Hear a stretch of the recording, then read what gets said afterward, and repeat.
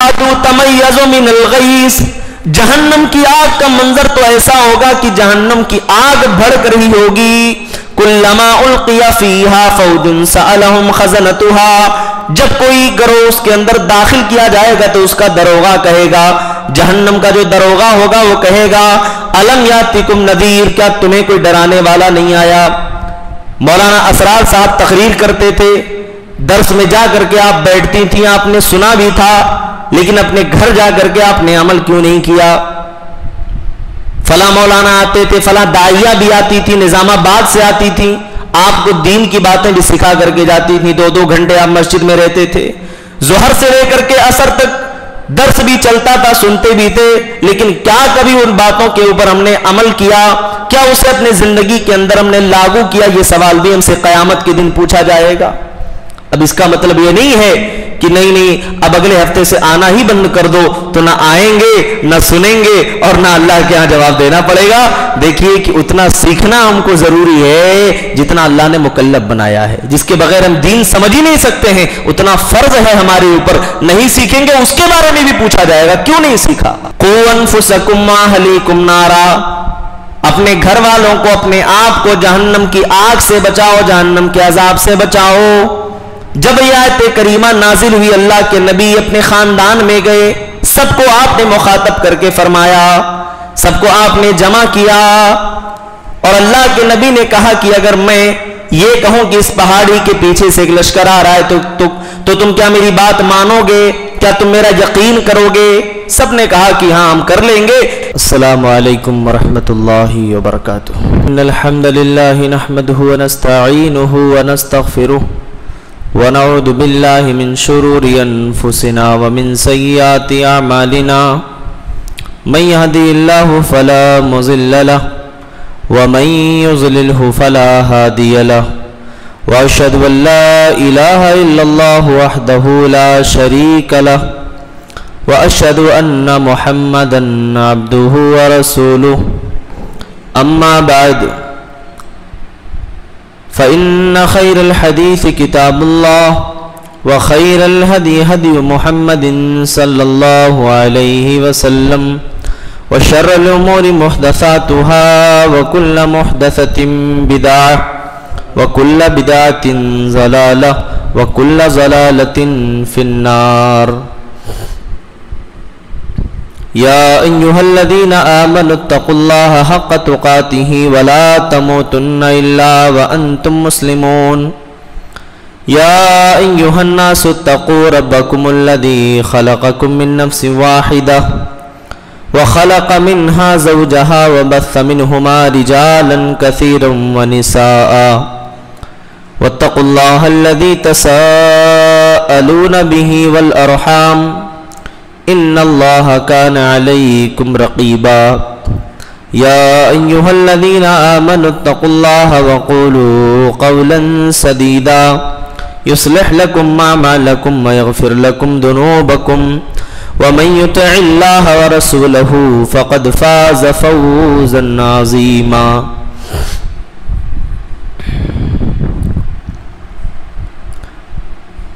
معزز خواتین اور میری اسلامی ماں اور بہنوں،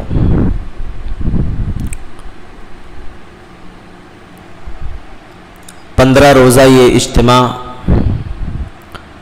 جو منعقد کیا گیا ہے، اللہ تبارک و تعالی سے دعا ہے کہ اللہ تعالی ہم تمام کی حاضری کو قبول فرمائے، اور اس اجتماع کو ہمارے لیے دنیا اور آخرت کی کامیابی کا ذریعہ بنائے، دنیا اور آخرت میں نجات کا سبب بنائے.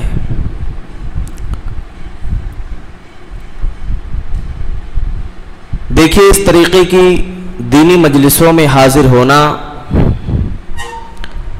کبھی بھی فائدے سے خالی نہیں ہوتا ہے. دین کی ایک بات اگر آپ سنیں گے، سمجھیں گے، اس پر عمل کریں گے اور اسے دوسروں تک پہنچائیں گے، تو جب تک لوگ اس پر عمل کرتے رہیں گے، آپ کے بتائے ہوئے کسی بات پر دین کی کسی بات پر، تب تک آپ کو اس کا ثواب ملتا رہے گا۔ یہ کتنی بڑی خوش نصیبی ہوگی کہ ہماری اسلامی مائیں اور بہنیں جمع ہوں، دین کی باتیں وہ سنیں، اور پھر وہ جا کر کے اپنے رشتہ داروں میں، اپنے اعزاء و اقربا میں بتائیں کہ آج ہم نے اجتماع میں فلاں فلاں چیزیں سیکھی ہیں، سمجھی ہیں، اور یہ ہم سب کو جاننا چاہیے۔ اللہ تعالیٰ کے لیے تمام قسم کی حمد و ثنا، بڑائی و بزرگی بیان ہو، بعدہ درود و سلام ہو اللہ کے آخری پیغمبر جناب محمد رسول اللہ صلی اللہ علیہ وسلم پر۔ سورہ ملک کے سلسلے میں کچھ باتیں آپ کے گوشے گزار کروں گا۔ اللہ تعالیٰ سے دعا ہے کہ اللہ تعالیٰ مجھے صحیح اور حق بات کہنے اور ہم سب کو اس پر عمل کرنے کی توفیق عطا فرمائے، آمین۔ سب سے پہلے ہم یہ جان لیتے ہیں کہ سورہ ملک جو ہے اس کی فضیلت کیا ہے۔ دیکھیے، سورہ ملک ایک ایسی سورہ ہے جس کے اندر 30 آیتیں ہیں، اور حدیث میں آتا ہے اللہ کے نبی صلی اللہ علیہ وسلم نے فرمایا وَهِيَ مَانِعَةٌ لِعَذَابِ الْقَبْرِ،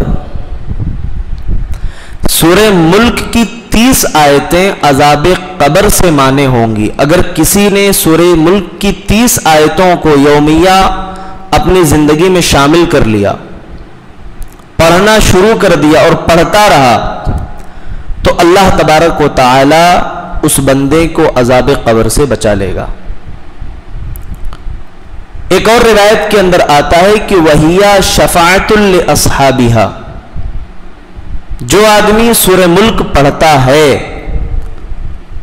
چاہے وہ مرد ہو چاہے وہ عورت ہو، قیامت کے دن یہ سورہ ملک اپنے پڑھنے والے کے لیے سفارش کرے گی۔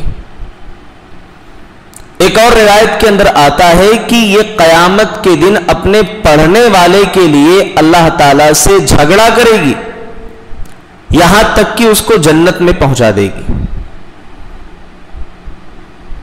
کچھ چیزیں ہماری زندگی کے اندر ایسی ہوتی ہیں، میری مائیں اور بہنیں بہت غور سے سنیں، جن کو ہم اپنی زندگی کا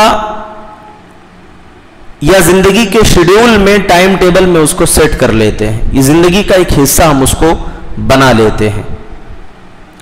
جیسے مثال کے طور پر صبح اٹھنا ہے، برش کرنا ہے، مسواک کرنا ہے، منہ دھلنا ہے، فریش ہونا ہے، یہ ساری چیزیں ہم نے اپنی زندگی کا ایک حصہ بنا لیا ہے۔ ایسے ہی اس سورہ کریمہ کو بھی آپ اپنی زندگی کا حصہ بنا لیں کہ جب جب عشاء کی نماز اللہ ہم کو پڑھنے کی توفیق دے، پڑھ لیں، اس کے بعد ہم اس سورہ کی تلاوت کیے بغیر نہ سوئیں، کیونکہ اللہ کے نبی نے کہا کہ جو سورہ ملک کی 30 آیتیں پڑھتا ہے، اور اللہ کے نبی کا معمول تھا، آپ پڑھا کرتے تھے، وہ عذاب قبر سے محفوظ ہو جائے گا، عذاب قبر سے بچ جائے گا۔ اب سوال یہ ہے کہ اس کو ہم اپنی عادت میں شامل کیسے کریں؟ ہمیں سستی آتی ہے، کاہلی آتی ہے، آلسی پن ہے ہمارے یہاں، ہم کیسے اس کو روزانہ پڑھیں گے؟ تو ایک حدیث میں آپ سبھی کو سنا دینا چاہتا ہوں کہ ہم اپنے ذہن میں یہ بات رکھیں کہ قرآن کے ایک حرف کے پڑھنے پر اللہ تعالیٰ 10 نیکیاں عطا فرماتا ہے۔ اللہ کے نبی صلی اللہ علیہ وسلم فرماتے ہیں کہ میں یہ نہیں کہتا ہوں کہ الف لام میم ایک حرف ہے، بلکہ الف ایک حرف ہے، لام ایک حرف ہے، میم ایک حرف ہے، یعنی ٹوٹل 3 حرف ہو گئے۔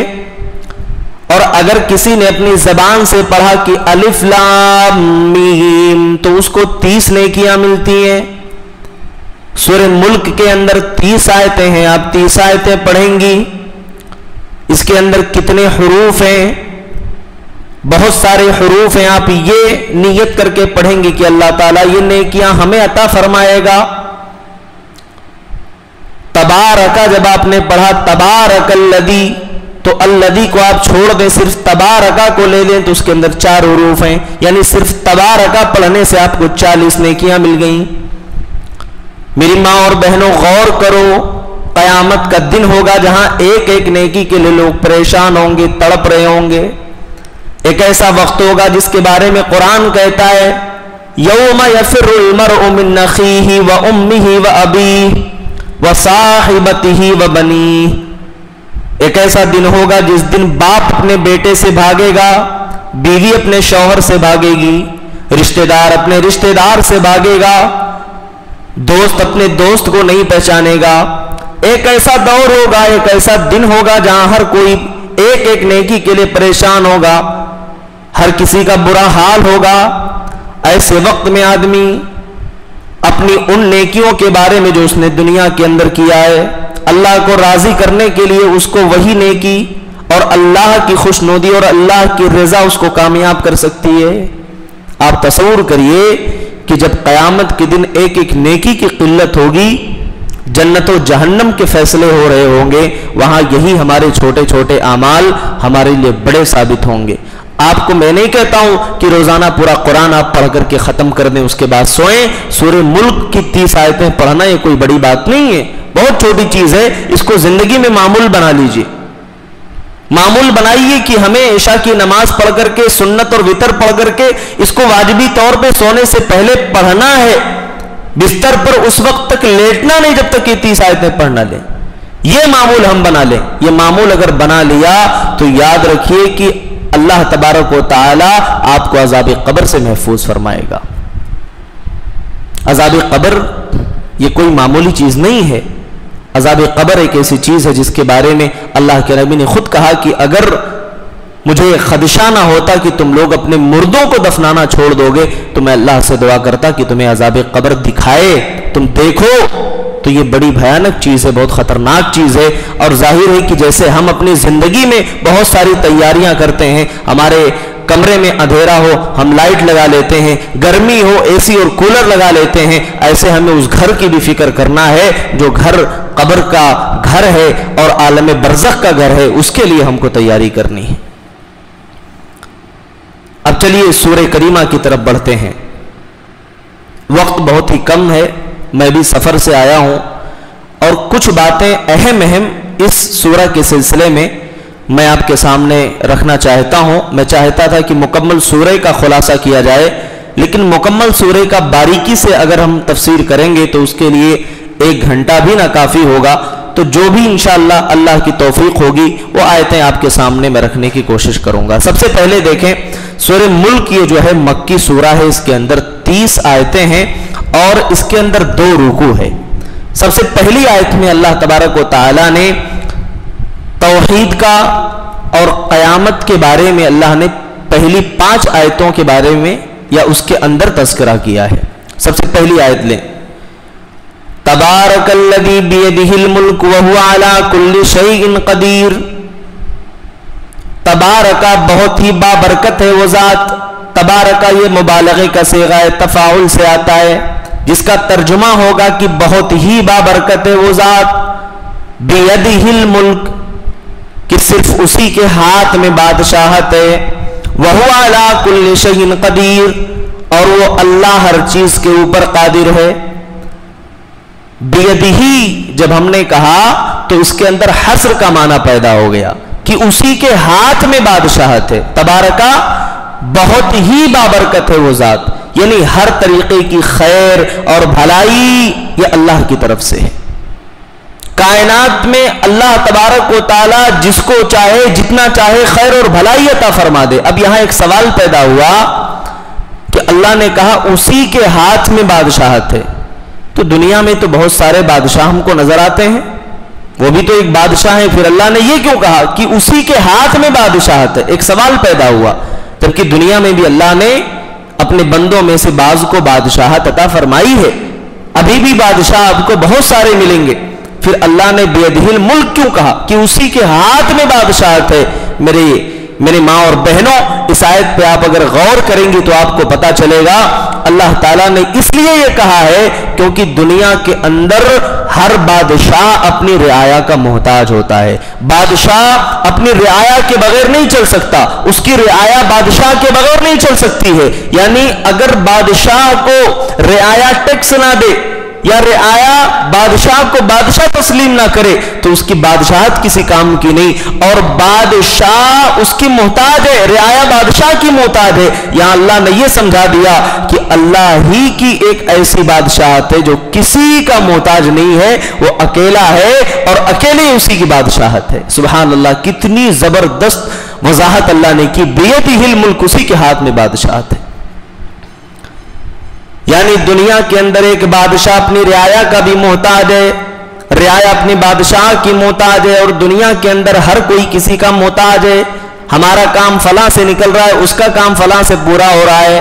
اللہ نے واضح کر دیا کہ اے لوگو، یا ایھا الذین آمنو، اے وہ لوگو جو ایمان لائے ہو، یہ بات کان کھول کر کے سن لو کہ اللہ تبارک و تعالی ہی غنی ہے، وانتم الفقراء، اور تم سب کے سب محتاج ہو، فقیر ہو، تم سب فقیر ہو۔ یعنی گویا ہمارا تو کچھ ہے ہی نہیں۔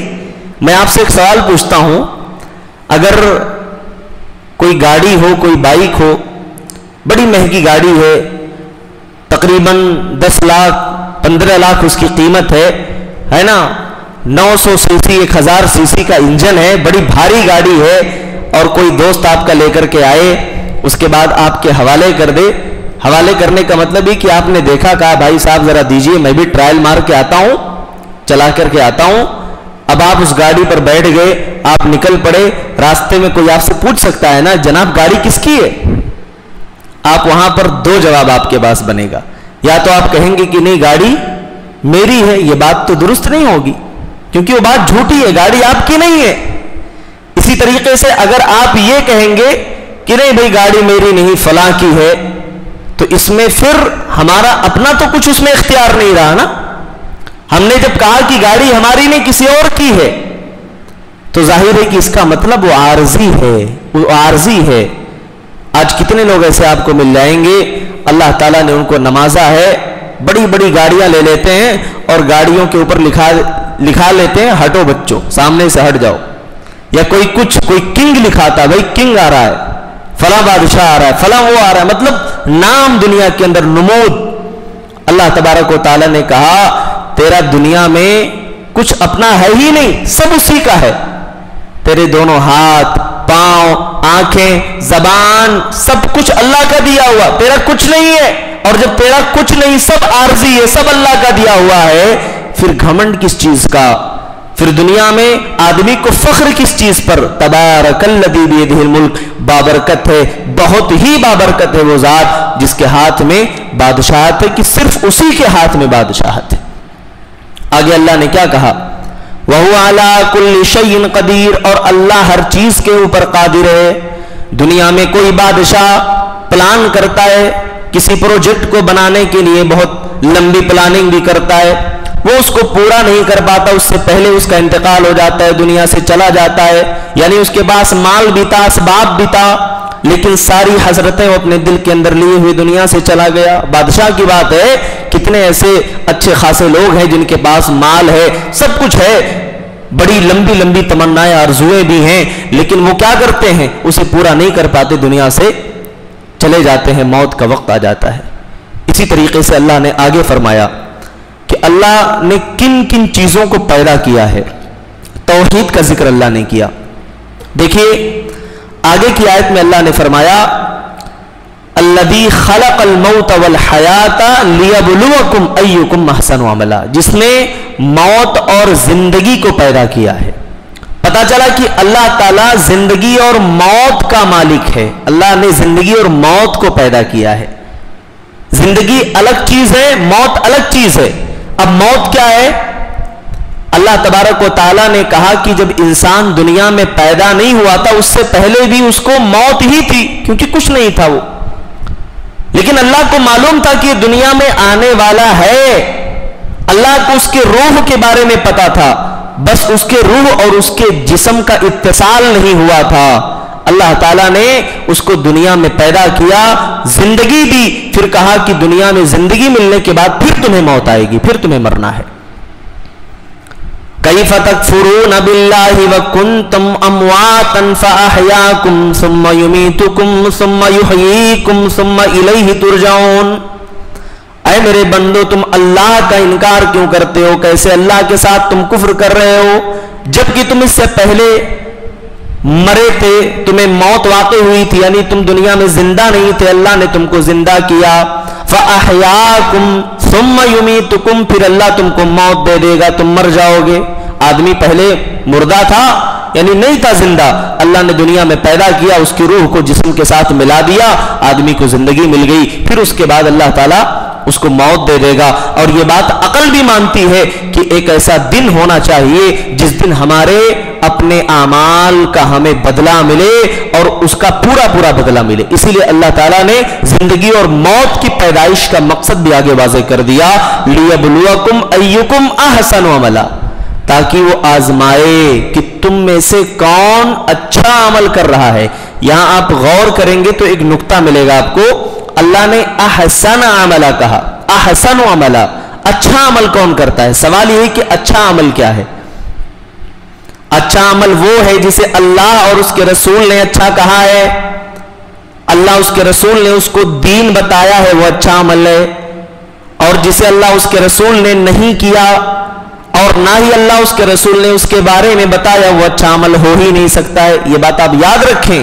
ہم اپنی مرضی سے سوچ لیں کہ نہیں قرآن خوانی کرنا ہے نا، اسی طریقے سے شب برات منانا اور دیگر بدعات و خرافات کرنا، 10واں 20واں 40واں کرنا، یہ سب دین ہے، ہم اچھا سمجھ کے کر رہے ہیں، بڑی اچھی چیز ہے، اس پر ثواب ملے گا ہم کو۔ نہیں، ثواب نہیں ملے گا، کیونکہ یہ احسن و عملہ کے دائرے سے باہر ہے، یہ نیک عمل نہیں ہو سکتا ہے، اکثر و عملہ ہے یہ۔ اس کو آدمی بہت زیادہ، کچھ لوگ ایسے ہیں کہ سوچتے جتنا زیادہ اپنی مرضی سے نیکی سمجھ لو کہ نیکی یہ کرتے چلے جاؤ، اس پر ثواب ملے گا۔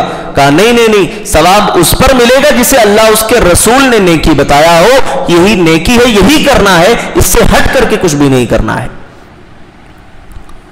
تو ہمیں زندگی میں ایک بات یاد رکھنی چاہیے کہ ہم وہی کریں جو اللہ اس کے رسول نے کہا ہے، اس کا کرنا ہمارے لیے سنت ہوگا، اور جو اللہ اس کے رسول نے کرنے کے لیے نہیں کہا ہے، نبی نے نہیں کیا ہے، اس کا چھوڑنا ہمارے لیے سنت ہوگا۔ یہ بات آپ ذہن میں بٹھا لیجئے۔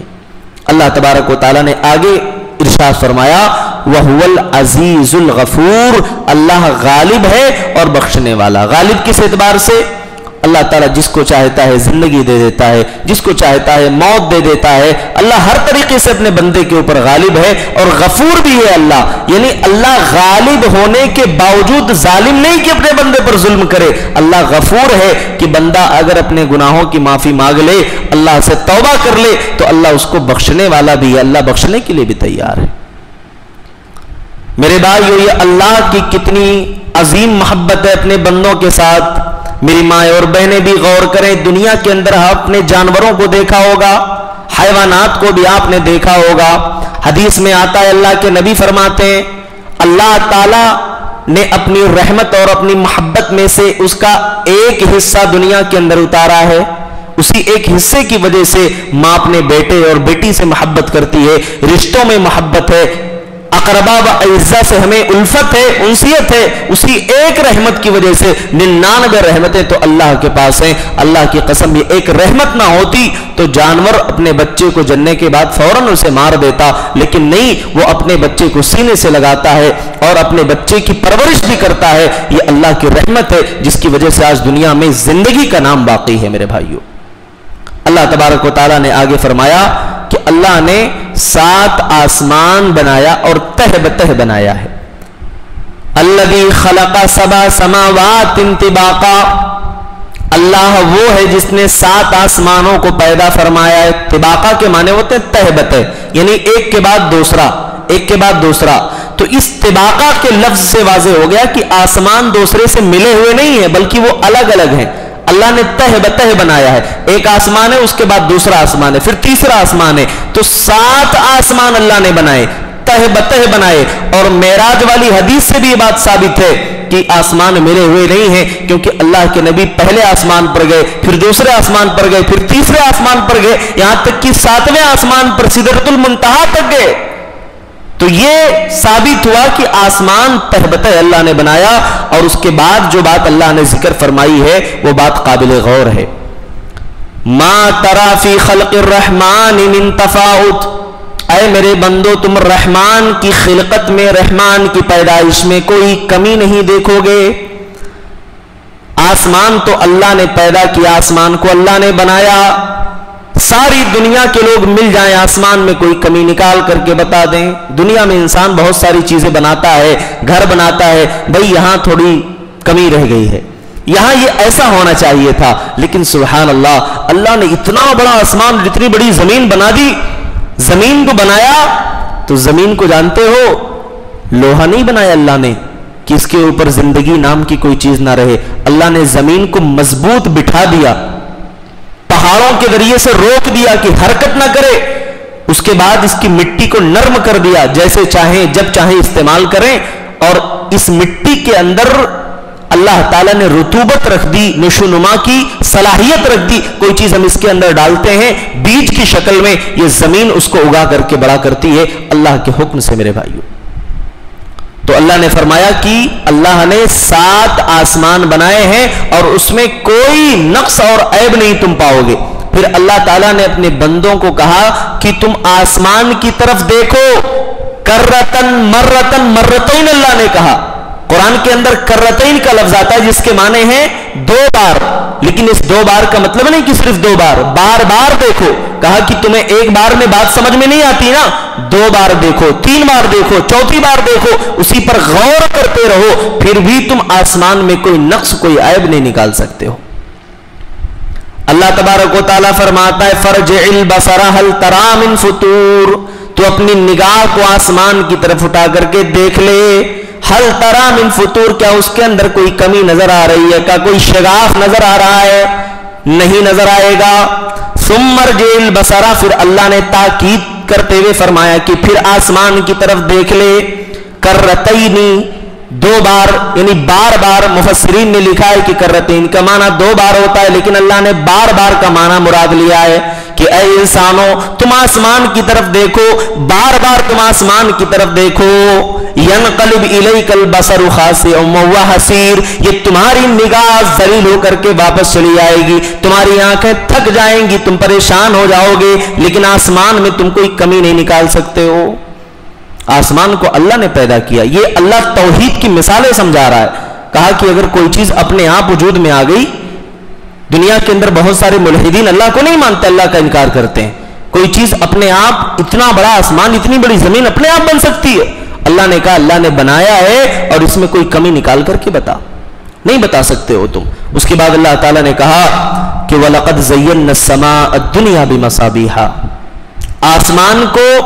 آسمان کو اللہ تعالیٰ نے چراغ کے ذریعے سے، بمصابیح کہا، مصابیح کا معنی ہوتا ہے ستارے، چراغ ستاروں کے معنی میں، یعنی ستاروں کے ذریعے سے آسمان کو مزین کیا۔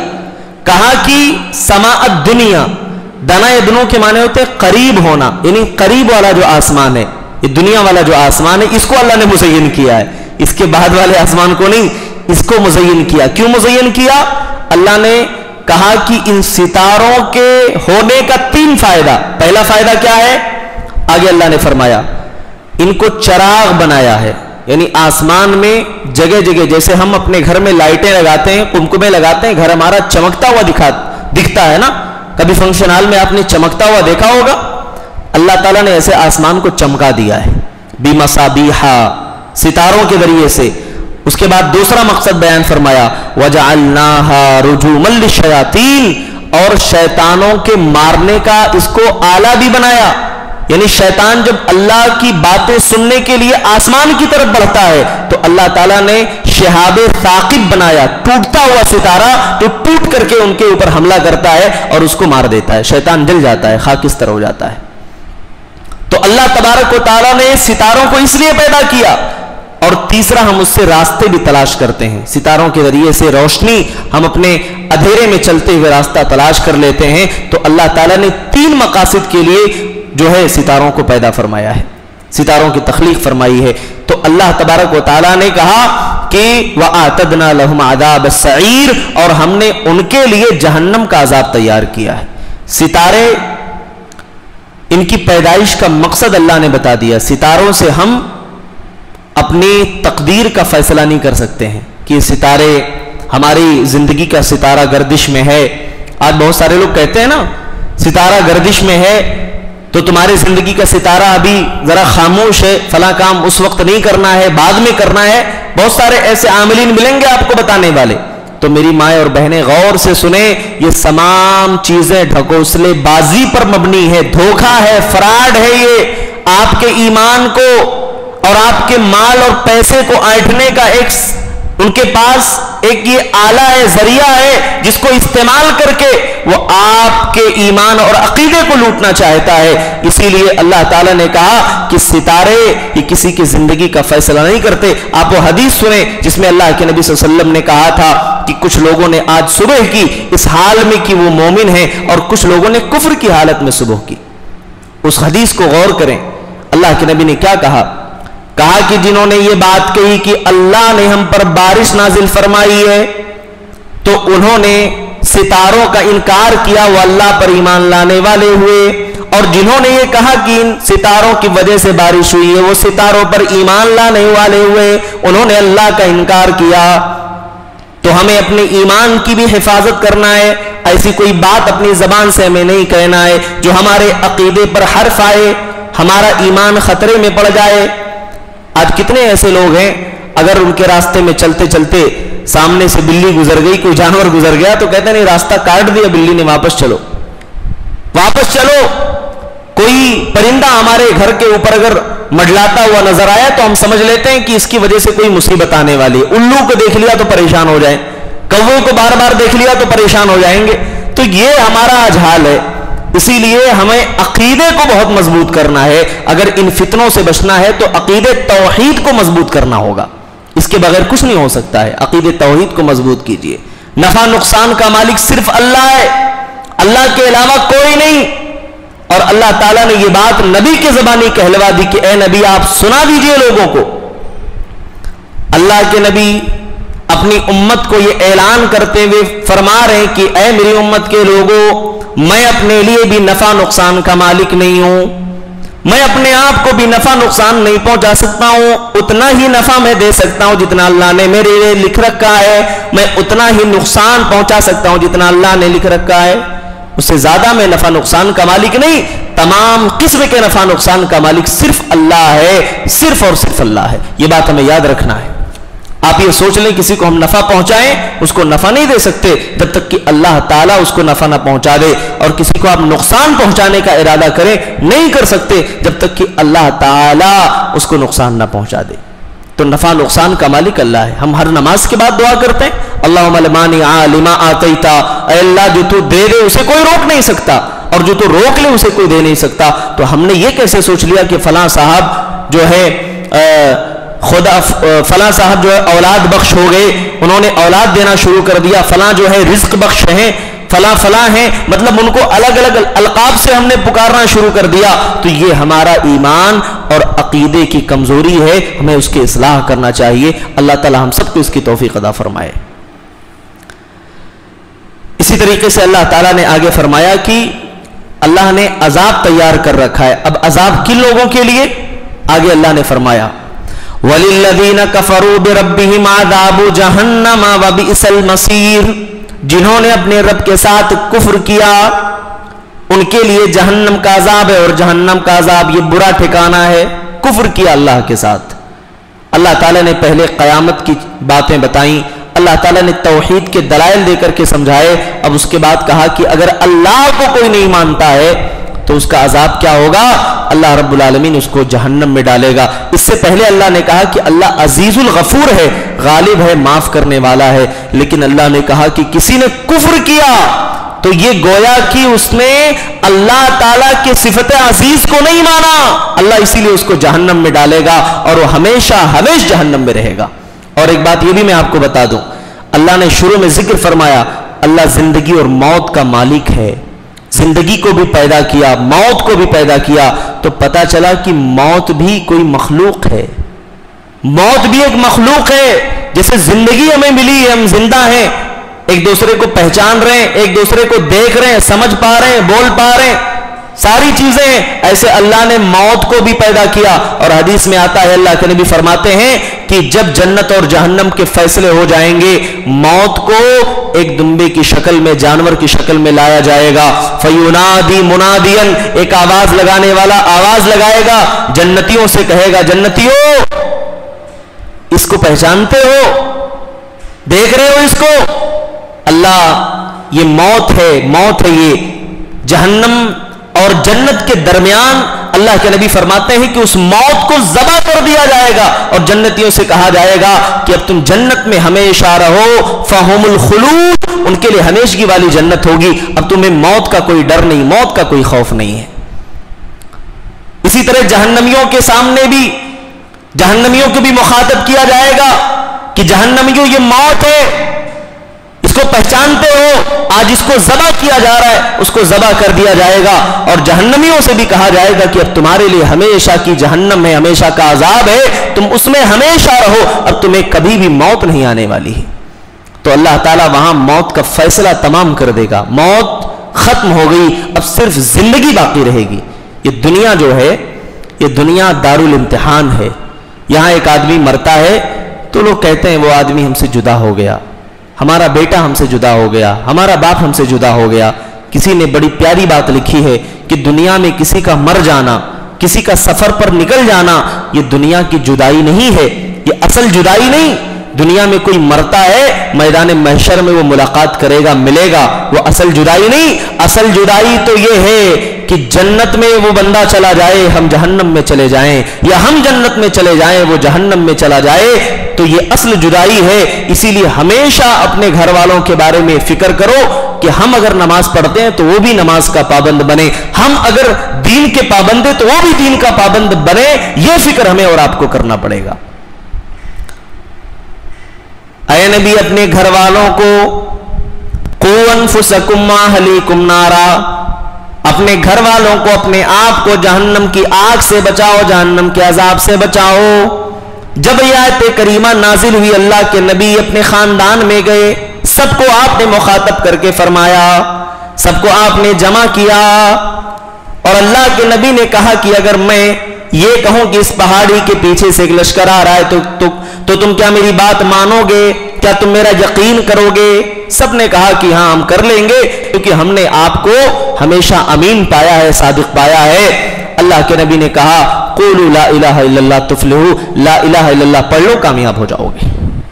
جیسے یہ بات میرے نبی نے کہا، ابو لہب کھڑا ہو گیا، کہا الہذا جمعتنا، اے محمد کیا تو نے ہم سب کو اسی لیے جمع کیا تھا؟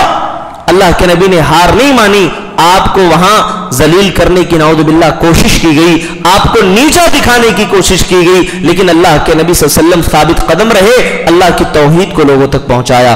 سبق ہمیں بھی ملا، ہم بھی دین کی باتیں یہاں سننے آ رہی ہیں، غور سے سنیں، سوچیں، سمجھیں۔ اللہ نے توفیق دی، ایک پیپر اور قلم لے کر کے بھی آئیں، نوٹ بھی کر لیں کیا کیا ہم نے آج کے درس میں سنا ہے، کیونکہ ہم امام بخاری والی ذہنیت تو رکھتے نہیں ہیں کہ ہم بیٹھ گئے تو ساری چیزیں ہم نے یاد کر لی۔ تو اللہ تعالیٰ نے اگر ہم کو یہ توفیق دی تو نوٹ کریں، وہ چیزیں اپنے ذہن میں ازبر کریں، پھر اس کے بعد اپنے گھر میں، اپنے خاندان میں، اپنے رشتہ داروں میں، دوسروں تک اس پیغام کو پہنچائیں کہ آج میں نے یہ بات درس کے اندر سنی ہے، دنیا میں بھی آپ کے لیے سرخروئی ہے، آخرت میں بھی کامیابی ہے۔ آگے اللہ نے فرمایا کہ جہنمیوں کو جب جہنم میں ڈالا جائے گا تو کیا ہوگا؟ اِذَا أُلْقُوا فِيهَا سَمِعُوا لَهَا شَهِيقًا وَهِيَ تَفُورُ، جب ان کو اِذَا أُلْقُوا فِيهَا، جب جہنم کے اندر جہنمیوں کو ڈال دیا جائے گا تو گدھے کی جیسی آواز وہ سنیں گے کہ گدھے کی جیسی آواز آ رہی ہے۔ ایک اور آیت میں اللہ تبارک و تعالیٰ نے فرمایا کہ جب جہنمیوں کو جہنم میں ڈالا جائے گا تو ان کی آواز ایسی بلند ہوگی جیسے گدھے کے ہنہنانے کی آواز آتی ہے، یعنی گدھا جیسے اپنی آواز نکالتا ہے، بڑی ناپسندیدہ آواز ہوتی ہے، ایسے جہنمی جو ہے جہنم کے اندر چیخیں گے، چلائیں گے۔ تکاد تمیز من الغیظ، جہنم کی آگ کا منظر تو ایسا ہوگا کہ جہنم کی آگ بھڑک رہی ہوگی۔ کلما القی فیہا فوج سألہم خزنتہا، جب کوئی گروہ اس کے اندر داخل کیا جائے گا تو اس کا دروغہ کہے گا جہنم کا جو دروغہ ہوگا وہ کہے گا الم یاتکم نذیر، کیا تمہیں کوئی ڈرانے والا نہیں آیا؟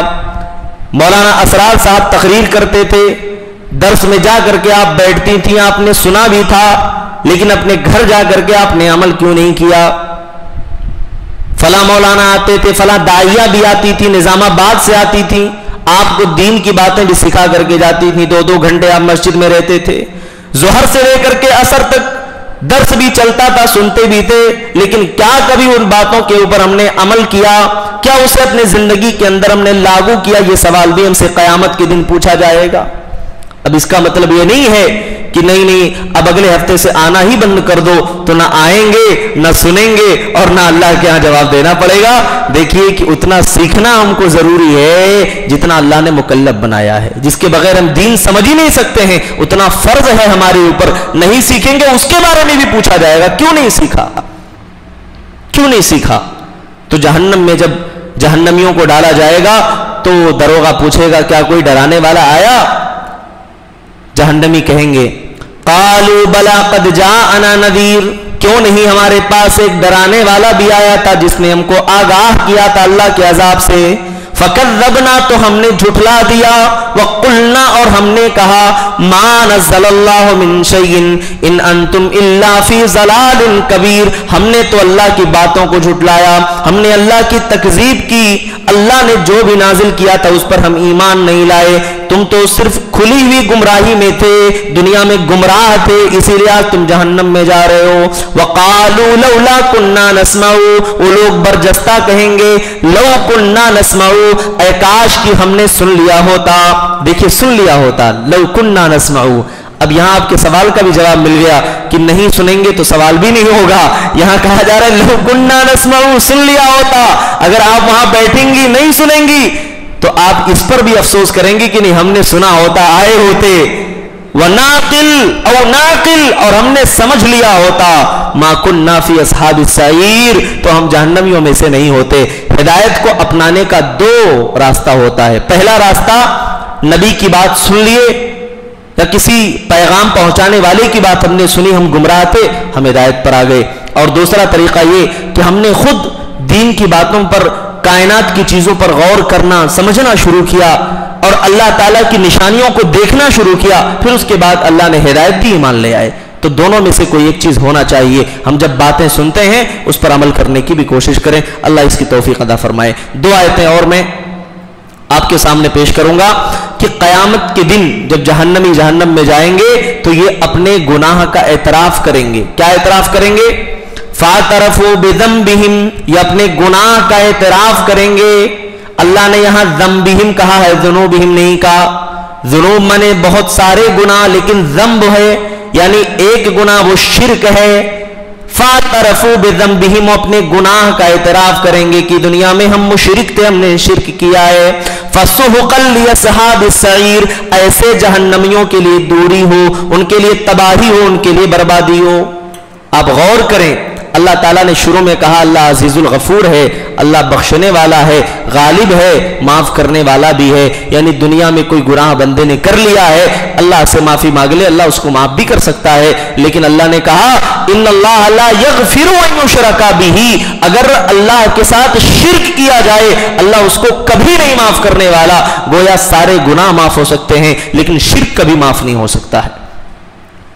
کتنی ایسی مائیں اور بہنیں جو اپنے بچوں کے کمر میں تعویذ لٹکا دیتی ہیں، بچے کے پیشانی پہ کالا ٹیکا بھی لگا دیتی ہیں، بچے کے پیر میں بھی کالے دھاگے باندھ دیے جاتے ہیں۔ یہ بچہ مصیبتوں سے محفوظ رہے گا، پریشانیوں سے دور رہے گا، بچا رہے گا۔ یاد رکھنا اللہ کے نبی نے فرمایا من علق تمیمۃ فقد اشرک، جس نے تمیمہ لٹکایا، جس نے تعویذ لٹکایا اس نے شرک کیا۔ اور اللہ کے نبی نے یہ بھی فرمایا کہ جو شرک کرتا ہے، جو تعویذ لٹکاتا ہے، اللہ اس کی مراد کو پوری نہ کرے، وہ آفت اور مصیبت بن کر کے آئے گی، وہ چیز ہمیں فائدہ نہیں پہنچائے گی۔ اللہ کی قسم ہمارے لیے نفع و نقصان کا مالک صرف ایک اللہ ہے۔ اگر اللہ کسی نفع کا ارادہ کر لے کوئی ہمیں نقصان نہیں پہنچا سکتا ہے، اور اللہ نقصان کا ارادہ کر لے تو کوئی نفع نہیں پہنچا سکتا ہے۔ اللہ کے نبی چھوٹے بچے کو توحید سکھا رہے ہیں، یا عباس، اللہ کے نبی چھوٹے بچے کو یا ابن عباس، اے عبداللہ ابن عباس، احفظ اللہ یحفظک، اللہ کے دین کی حفاظت کر، اللہ تیری حفاظت کرے گا۔ اللہ سے مدد طلب کر، وَإِذَا اسْتَعَنْتَ فَاسْتَعِنْ بِاللَّهِ۔ اور ایک بات یاد رکھیں آپ، خاص طور پہ میری مائیں اور بہنیں یہ بات غور سے سنیں کہ دنیا کے اندر آپ جیسے چاہیں اپنے بچے کو آپ ایسا بنا سکتی ہیں، اور یہ بچہ جو ہے بچپن میں بچے کی بات اس لیے ذکر کر رہا ہوں کیونکہ یہاں تربیت کی بات آ گئی ہے۔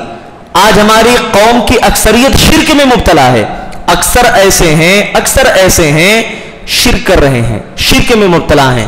مائیں اور بہنیں تعویذ لٹکا دیتی ہیں، بچہ سمجھتا ہے کہ یہی چیز میرے لیے بہتر ہے، اس کو نکالا بھی جاتا ہے، بچہ کہتا نہیں ہمارے امی نے پہنایا، ہمارے ابو نے پہنایا۔ آپ جانیے، ایک بات یاد رکھیے کہ آپ 7 سال تک جو پریکٹیکل کر کے اپنے بچوں کو بتاتے ہیں، بچہ صرف اسی کو فالو کرتا ہے، آپ کی بتائی ہوئی ایک بات کو بھی وہ فالو نہیں کرتا۔ اسی لیے 7 سال تک کہا جا رہا ہے بچوں، حدیث میں بھی آتا ہے کہ بچہ 7 سال کا ہو جائے نماز کی تاکید کرو۔ دیکھیے شریعت، اللہ کے نبی نے جو شریعت ہم تک پہنچائی، اللہ کے نبی ماہر نفسیات ہیں، کہا کہ نہیں 7 سال تاکید کرو، مارنا نہیں ہے۔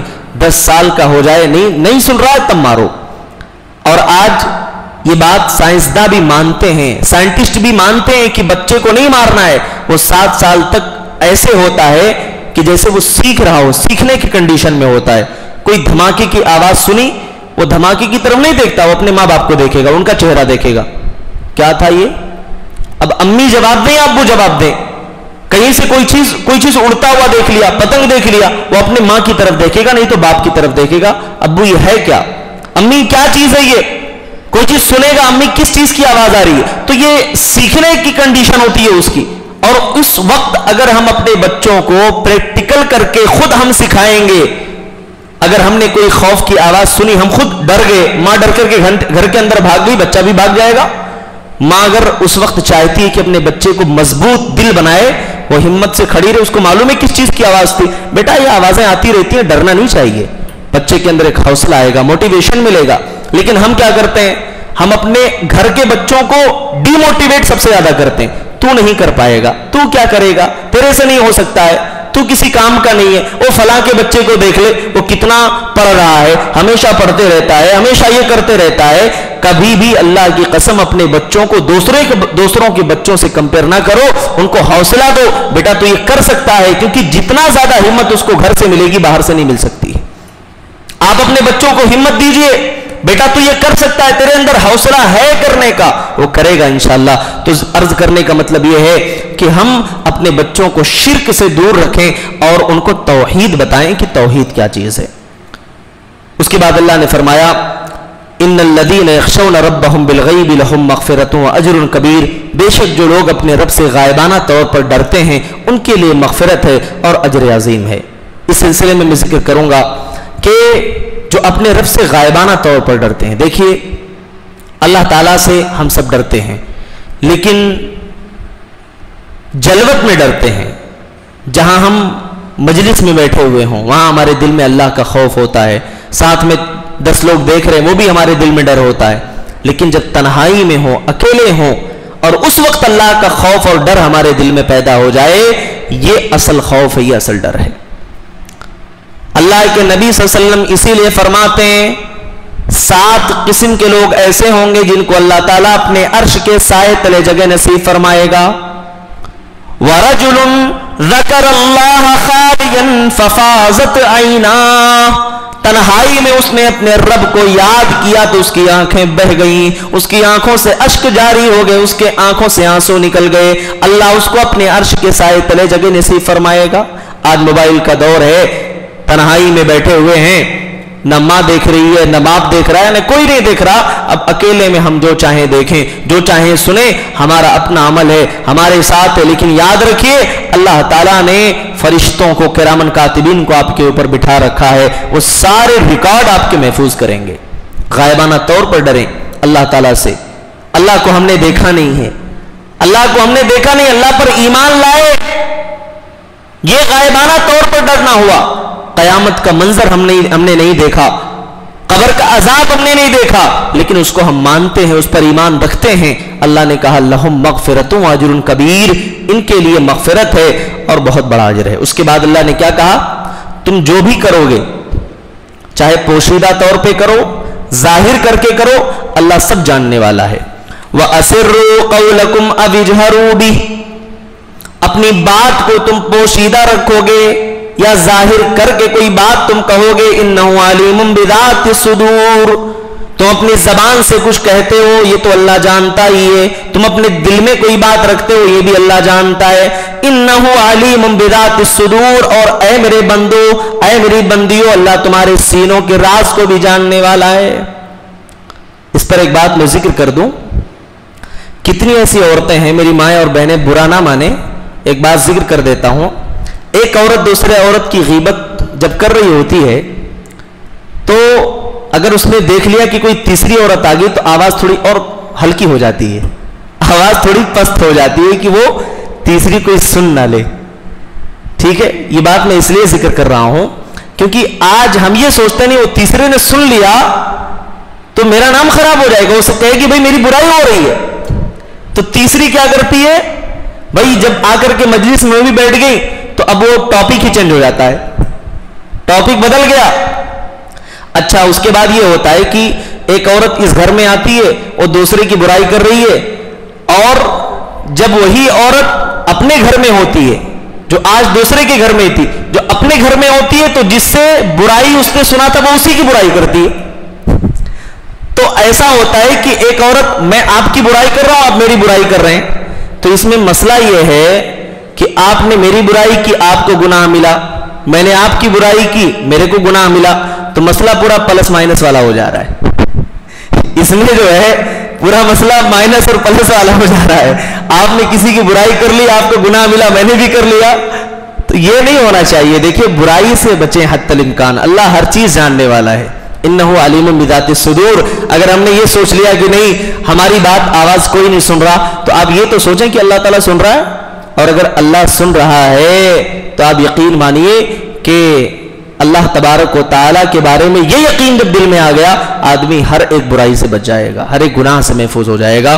اللہ نے کہا انہو علیم بذات الصدور الا یعلم من خلق وهو اللطیف الخبیر، یاد رکھیے اللہ لطیف الخبیر ہے، بہت باریک بھی خبر رکھنے والا ہے۔ یہ چند باتیں تھیں، اللہ تبارک و تعالیٰ سے میں دعا کرتا ہوں کہ اللہ تبارک و تعالیٰ جو باتیں کہی اور سنی گئی ہیں، سب سے پہلے مجھ کو اس پر عمل کرنے کی، ہم تمام کو اس پر عمل پیرا ہونے کی توفیق عطا فرمائے۔ یہ سورہ ملک کے مکمل پہلے رکوع کی الحمدللہ تفسیر تھی۔ اللہ تبارک و تعالیٰ سے دعا کرتے ہیں اللہ ہم سب کی حاضری کو قبول فرمائے، اللہ ایمان پر زندہ رکھے، ایمان پر خاتمہ ہو، آمین۔ تقبل رب العالمین، وآخر دعوانا الحمدللہ رب العالمین، والسلام علیکم ورحمۃ اللہ وبرکاتہ۔